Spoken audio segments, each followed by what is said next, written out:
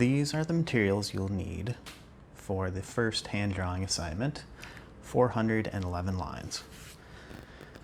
Your board with parallel ruler attached, or T-square if you're extra hardcore, a 45-degree triangle, or you can use your adjustable triangle set at 45 degrees, drafting dots, a architectural scale, a lead pointer, a lead holder, and a lead pointer. Lead pointer's over here. And a drafting brush to clean yourself up a little bit is always a good idea. Taping down your paper. Make sure there's nothing underneath the paper with your drafting brush or on top of the paper. Your hands should be clean. So we don't care if we tape the paper down relative to the edges. We don't care if we're square or parallel there. What we care about is being parallel to the parallel ruler.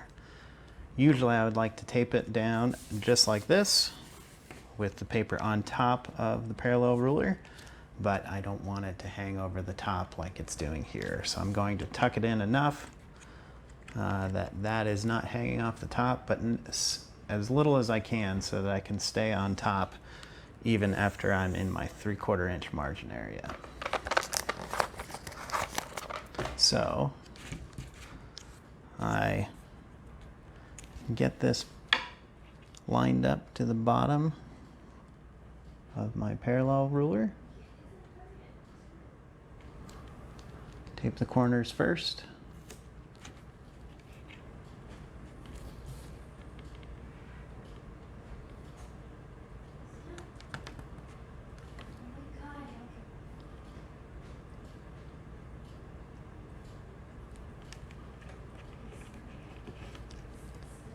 I like to go corner to corner to get a little tension in the paper.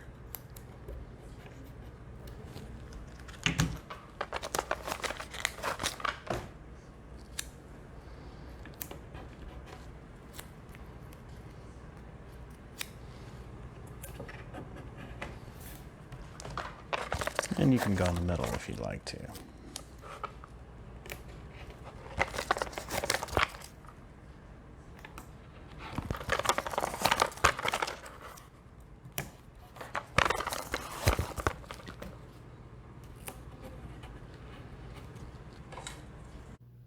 So you don't hold your pencil like you do when you write, or like you do when you're doing fine art sketching. You hold your pencil more like a line, the line that you're trying to draw. So notice that my fingers are elongated along the lead holder, and as I draw, I will actually twirl my lead holder back and forth to try to maintain the consistency of the line and avoid a chisel point.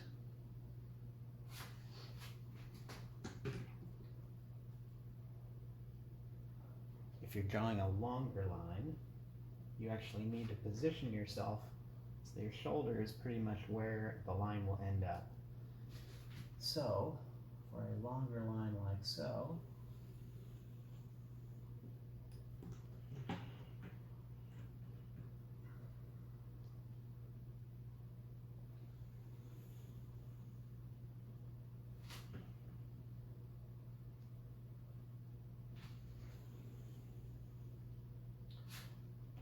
what you do not want to do is turn your hand over as you're drawing it. So if you keep your body in the same position and you do this, you're not going to get consistent line quality.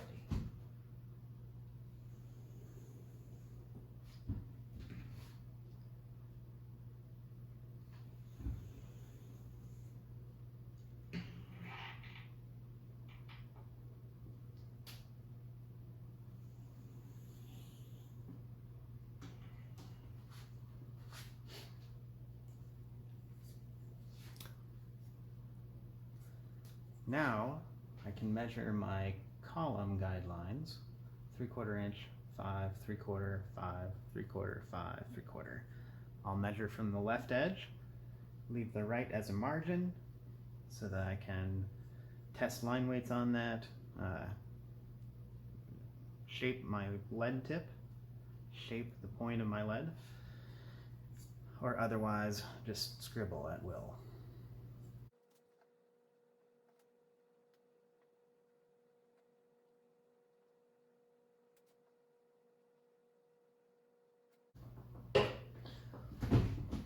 For drawing vertical lines, you want to try to emulate the same body position we have when we're drawing horizontal lines, so that they're as consistent as we can be.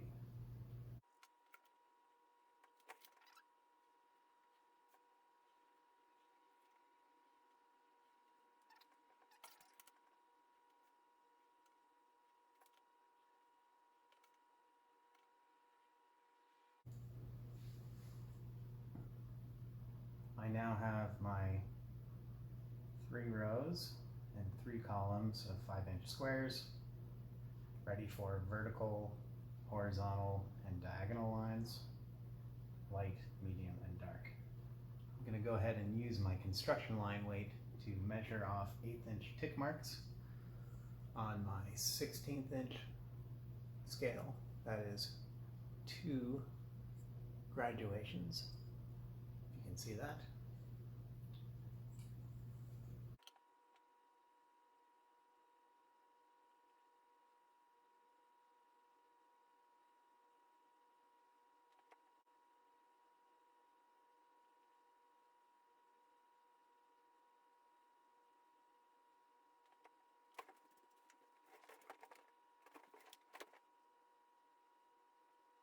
I'll now measure a 45-degree line across here so I can make my tick marks along that 45-degree diagonal so that the lines don't get too closely spaced. If I measured them along the horizontal or the vertical, they'd be too close by the square root of 2 because of the Pythagorean theorem.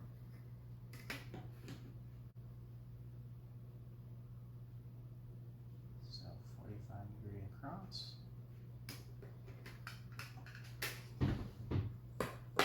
And then I'm going to be left with something less than 1/8 of an inch at the end if I started at this corner. So I'm going to shift my scale about half of the difference. So I split the difference between the upper left corner and the upper right corner.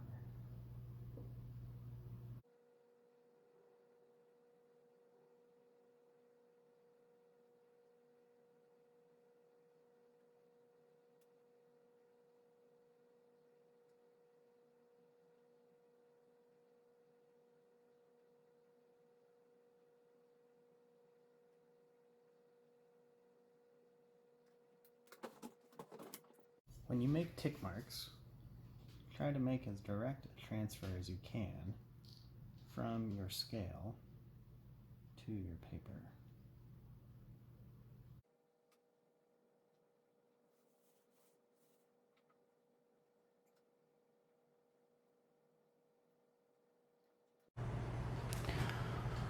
So now I have all my construction lines in non-photo blue. Yours may be lighter than this. I've tried to make them a little darker so you can read them on the video. But I will start on my left-hand side over here with 3H lead. Oops, 3H lead. So now I'm going to use my less sharp setting, which is this guy here. Can you see that? There. Versus the extra sharp setting, which is that one. So I want that optimal 3/8 inch rounded conical tip that you can see in your reader. So this is still a little sharp, so I will knock that on the top, clean it off, and then I will draw the first set of lines, which are the vertical lines over here. Don't forget the line at the edge, each edge, the left and the right edge.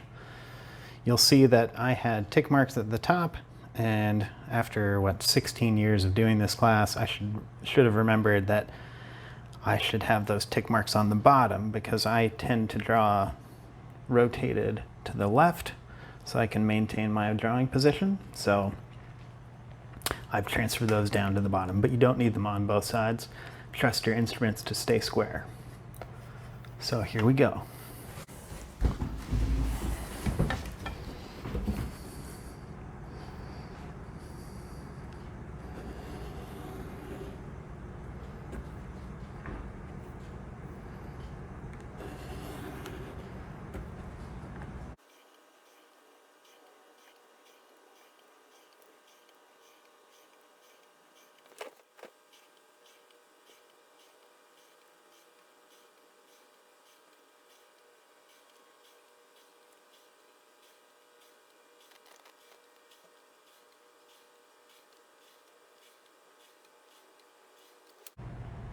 Okay, not bad. Notice that when I use my triangle, I don't try to jam it in and go like this, and I don't come out wide. I'm trying to keep the lead holder as parallel to the edge of the triangle that I'm trying to emulate as possible. So that means naturally I'm going to be a little bit off of my triangle edge in order to get that line straight. Let's try the horizontal lines. I will repoint my lead, probably once each square for the top row for light, and then more often as the leads get softer.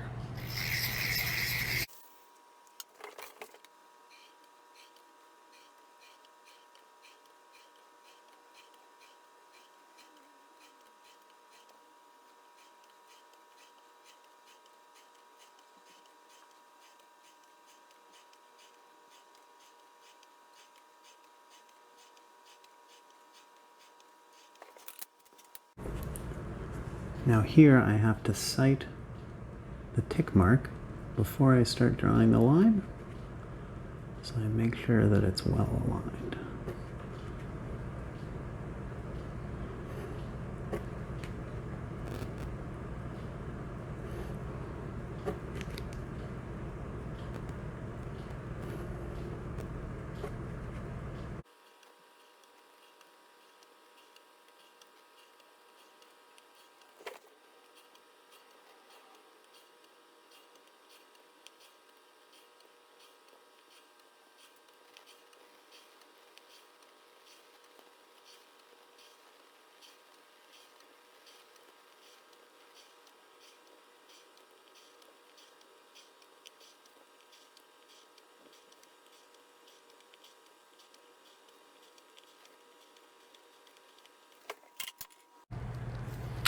Top row done.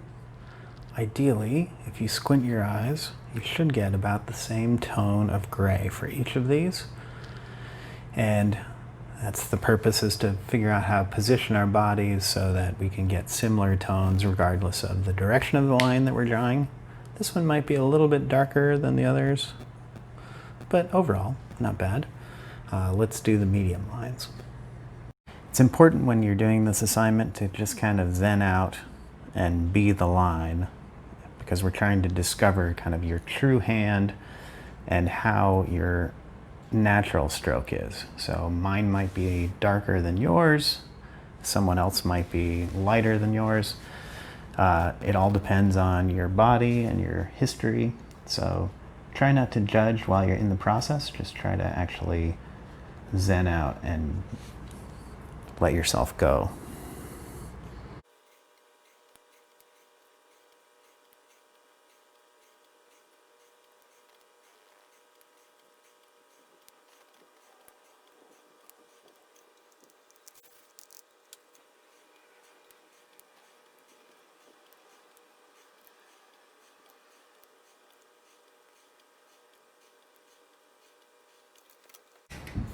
Horizontal lines now at medium line weight. By the way, we're using the F lead for this.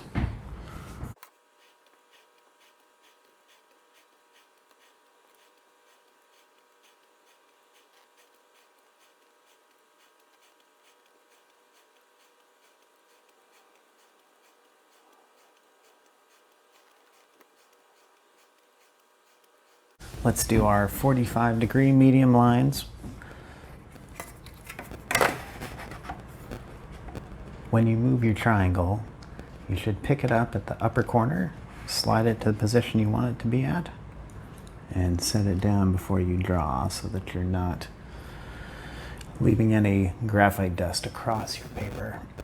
Also, you can see over here, I'm using this margin space to clear off and kind of round off the end of my lead, so I have a nice rounded conical tip to try to stay consistent. Each time I point, I do that.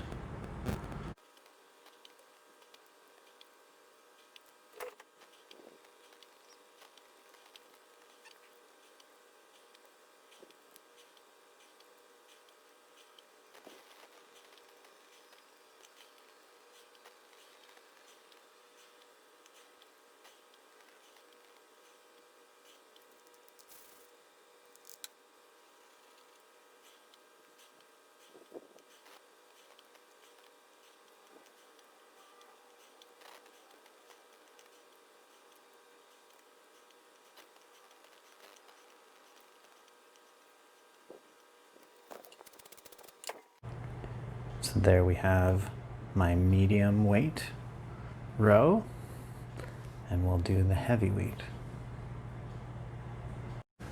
You may find yourself breaking a lot of leads when you use the softer ones. The important thing is to not force it when you're using your lead pointer. Measure off what you need. Here again, I'm using the more dull side. Point it until it stops. Clean it off. Tack it. If you press down too hard and try to force it, it'll break the softer lead. So you let the weight of the pencil sharpen itself, and then gradually put some more pressure on there once you feel it getting sharper.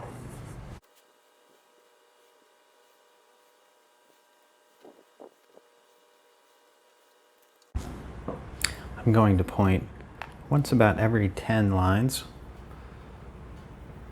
because we have 41 lines in each one of these, 5 inches at 1/8 inch spaces. Here I pointed right in the middle. Here I'm going to point about every 10 lines so that the line weight stays consistent, because the softer leads will chisel faster.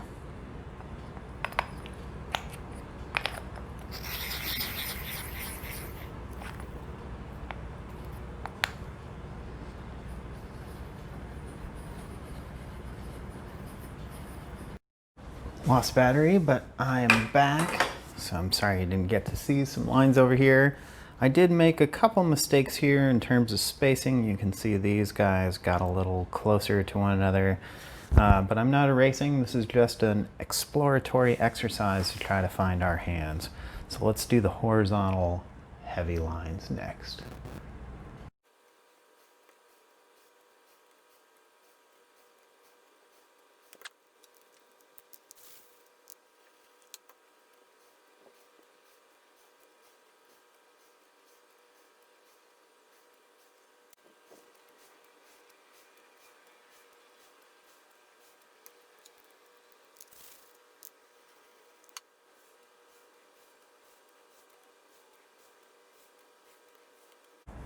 So you can see that there's a lot of dust coming off, especially when I'm on my May line or my parallel ruler, because that has a little bit harsher edge to it. So it's fine. You might get a little bit of smudging like so, but that's all part of the process. Now let's do our 45-degree lines.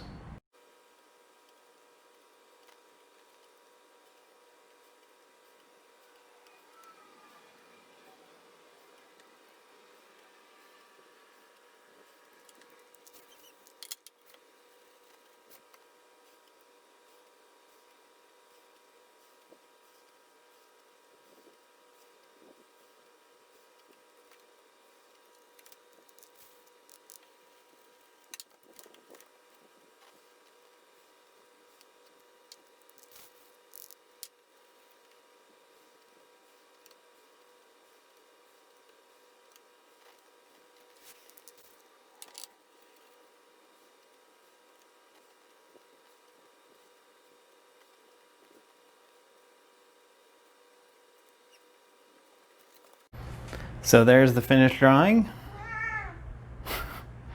Light, medium, and dark. There should be probably a little more difference in the light and medium, and I could probably just adjust this from 3H to 4H possibly, and get that kind of distinction, but that is a completed 411 line assignment.